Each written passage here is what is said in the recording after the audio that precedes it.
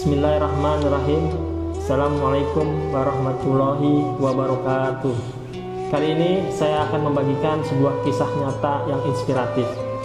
Judulnya Berbuat Baiklah Meski Sempit. Seorang wanita kaya raya berdiri di tepi jalan akibat mobil kendaraannya rusak tak mampu berjalan. Berulang kali ia memberi tanda dengan tangannya, namun tak ada yang berkenan hati menyinggahinya. Waktu terus berlalu, dan rintik hujan mulai menetes jatuh, dan hatinya semakin cemas karena gelap mulai merangkak. Hingga tiba-tiba saja, sebuah mobil tua yang payah berhenti tepat di sisi sang nyonya nan kaya itu. Di belakang kemudi tampaklah sesosok pemuda berkulit gelap. Wanita itu menatapnya dan menatap mobil tuanya. Wanita itu ragu, sungguh ragu. Apakah ia ikut menumpang atau tetap menunggu di tepi jalan yang mulai gelap itu? Nyonya kaya itu bimbang dan ragu. Pasalnya ia mengira segenap manusia mengetahui kekayaan dan harta bendanya. Tapi akhirnya ia putuskan sudah, ia menaiki mobil tua itu dan menumpanginya. Dalam perjalanan itu, sang nyonya kaya menanyakan nama dan pekerjaan anak muda itu. Anak muda yang tampak payah dalam kemiskinannya. "Namaku Abdullah dan pekerjaanku adalah sopir taksi," jawab anak muda itu. Wanita itu sedikit lebih tenang sekarang. Dalam hatinya, ia sedikit mengutuk dirinya agar menyesali buruk sangkanya seawal tadi. Sekarang tampak padanya betapa anak muda itu penuh adab, sehingga bahkan tak melirik sedikit pun padanya. Singkat cerita, mereka pun tiba di kota. Dalam hatinya, sang nyonya kaya itu pun telah berniat akan memberikan seberapa besar pun upah yang diminta pemuda itu. Sang nyonya pun meminta sopir taksi itu berhenti. Taksi itu pun berhenti. "Berapa upahnya, anak muda?" "Tidak ada, nyonya." "Tidak ada? Mana mungkin? Engkau telah menolongku dan mengantarku dengan selamat." Abdullah, anak muda itu tersenyum sahaja. "Upahku adalah nyonya berjanjilah untuk melakukan kebaikan kepada siapa saja yang nyonya temui." Abdullah sopir taksi itu pun berlalu meninggalkan sang nyonya dalam kebisuannya. Dan dalam keterkejutan jiwanya, sang nyonya kaya itu melangkah kakinya. Di depan sebuah kafe kecil, langkahnya terhenti. Ia masuk ke dalam dan kepada seorang pelayan wanita itu memesan secangkir kopi hangat. Sang pelayan pun sejurus kemudian datang menyajikan secawan kopi panas untuk sang nyonya itu. Sang nyonya memandang pelayan wanita itu.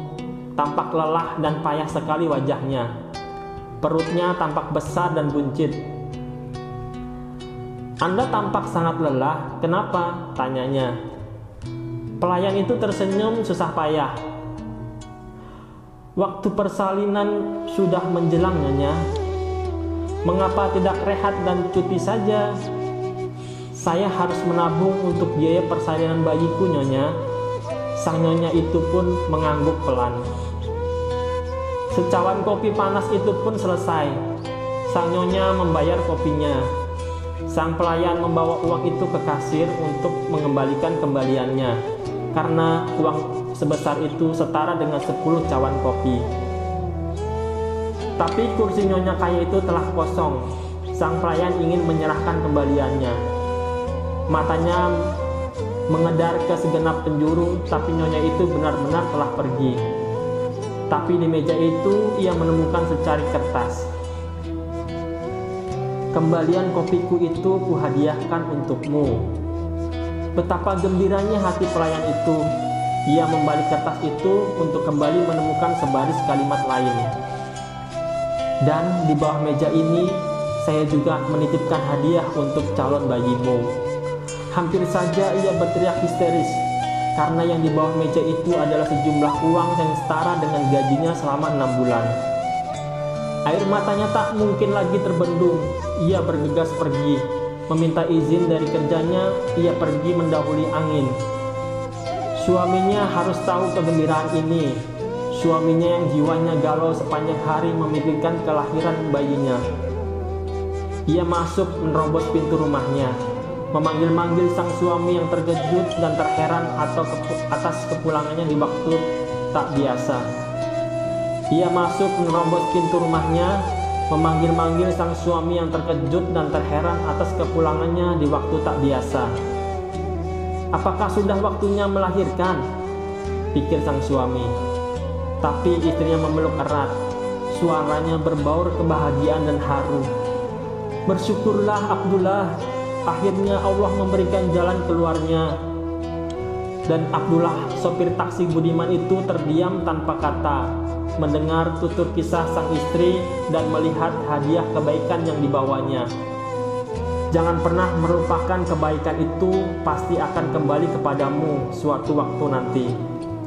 Berbuat baiklah dan selalu ingat, tidak ada balasan untuk kebaikan kecuali kebaikan belaka. Jadi apa kebaikanmu hari ini? Selamat menjalankan ibadah puasa di bulan suci Ramadan ini.